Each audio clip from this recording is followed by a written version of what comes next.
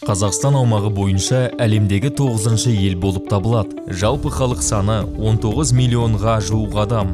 Бұл ретте халықтың тығыздығы 1 шаршы шақырымға 7 адамнан аз. 1978 жылы алғашқы медициналық көмекті дамыту туралы тарихи Алматы декларациясы қабылданды.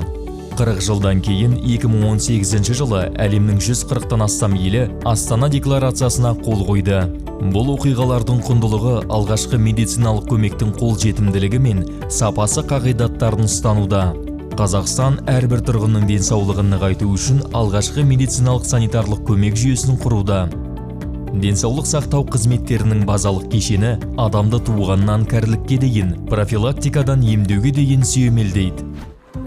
Жібек ермек қызының таңы күннің алғашқы сәулелерімен басталады. Жұмыс күні басталғанға дейін үйдің барлық жұмыстарын жасап үлгеру керек, кейін уақыт болмайды. Жібек ермек қызы тәжірибесі мол ауыл дәрігері. 28 жыл бойы ол күннің кез келген уақытында, кез келген ауа райында барлық жеке істері мен проблемаларын кейінге қалдырып, пациенттеріне көмектесуге асығуда. Бала кезімнен дәрігер болуды армандайтынмын. Мектепті бітіргеннен кейін мен медициналық институтқа түстім. 93 жылы мен оны аяқтадым. Қиын кезең болды. Қазақстанның қалыптасу кезеңі. Басқа қалаға жұмыс істеуге баруға болатын көптеген мүмкіндіктер болды. Мен қай жерде дүниеге келдім, сол жерге пайдалы боламын деп шештім. Сондықтан мен туған ауылыма дәрігер болып жұмысқа оралдым. Сәлеметсіз бе? Бұл біздің жаңа амбулаториямыз. Қаңтар айында біз осында көшіп келдік. 90-шы жылдармен салыстырғанда ол әлдеқайда жақсы болды. Қанеке апа, қолыңызды залалсыздандырыңыз. Сәлеметсіз бе, Федоровна? Сәлеметсіз бе? Қалыңыз қалай? Жақсы, өте жақсы. Температураңызды көрейік. Мен ауылдық медицинада бұрыннан бері жұмыс істеймін. Және осы жылы бізге осындай кішкентай балаларды, жүкті әйелдерді, қарттарды тексеруге арналған барлығы бар дәрігерлік амбулатория ғимараты сыйға тартылды. Біздің амбулатория электрокардиографпен, интернетпен, телефонмен жабдықталған. Науқасты емдеудің белгілі бір әдістерін, оның диагнозын талқылау үшін әріптестерімізбен интернет немесе телефон арқылы байланыса аламыз. Қазақстандықтар пандемия жағдайында алғашқы медициналық көмектің маңыздылығын сезінді. Амбулаториялар мен емханаларға 2 есе жүктеме түсті. COVID-19-ға ден қою қажеттілігі және сонымен бірге адамдарды басқа аурулардан үздіксіз емдеу. Біздің ауданымызда осындай дәрігерлік амбулатория жаңа 6 ауылымызда салынды. Былтыр бізге 12 жедел жәрдем көлігі берілді, оның ішінде 1 реанимобиль. Пациенттерге үйде көмек көрсететін алғашқы көмек дәрігерлері мен мобильді бригадалардың үйлесімді жұмысы инфекциямен тиімді күресуге және ауруханаларға жүктемені азайтуға мүмкіндік берді. Дер кезінде әрекет ету үшін осындай мобильді бригадалар құрылды. Шұғыл әрекет ету санаты бойынша шақыртуларға біз шығамыз. Біз сатурацияны, қанның оттегімен қанығуын және температураны өлшеу үшін термометрлермен, импульстік оксиметрлермен жабдықталғанбыз. Сондай-ақ үйдегі қауіпті топтағы науқастарға біз дәрі-дәрмектерді жеткіземіз.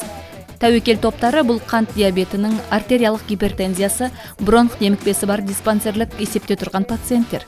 Бізге қауіп төндірмеу үшін және барлық қауіпсіздік шараларын сақтау үшін пациенттердің үйде болуы өте маңызды. Елімізде 4000-ға жуық мобильді бригада құрылды. Олардың 49% ауылда жұмыс істейді. Бұл үйде коронавируспен ауыратын науқастарға көмек көрсетуде маңызды рөл атқарды.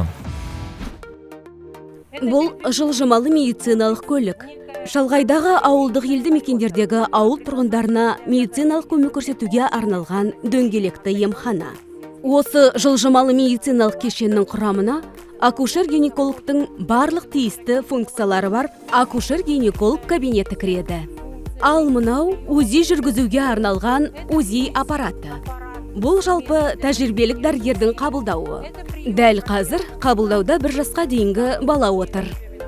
Ал мына жер зертханашының орны. Сондай-ақ жылжымалы медициналық көліктің ерекшелігі мүмкіндігі шектеулі науқастарға көмек көрсете алады. 149 жылжымалы емхана бүкіл ел бойынша қызмет көрсетеді. Олар тексеру және кеңес алу үшін барлық қажеттіліктермен жабдықталған. COVID-19 вакцинасын осындай медициналық автобустардың ішінде де алуға болады. Пандемия жағдайында бұл елдің шалғай аудандарында тұратындарға да уақытылы медициналық көмек көрсетуге мүмкіндік берді. Сегодня в Казахстане Бүгінде Қазақстанда алғашқы медициналық санитарлық көмек денсаулық сақтауды дамытудың негізгі аспектісі болып табылады. Біз үшін тұрғылықты жеріне қарамастан әрбір азаматтың қолжетімділігін қамтамасыз ету үшін ауылдық жерлерде алғашқы медициналық санитарлық көмекті дамыту басымдыққа ие.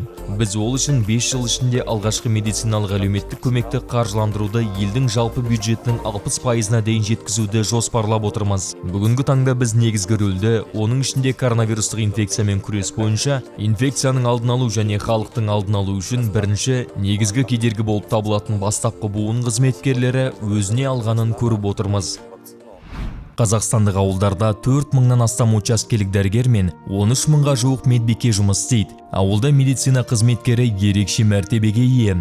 Ауыл тұрғындарын қабылдау, үйге шақыру, профилактикалық тексерулер өткізу бұл ауыл дәрігерінің тек жұмыс күндері ғана емес, сонымен қатар демалыс және мереке күндері.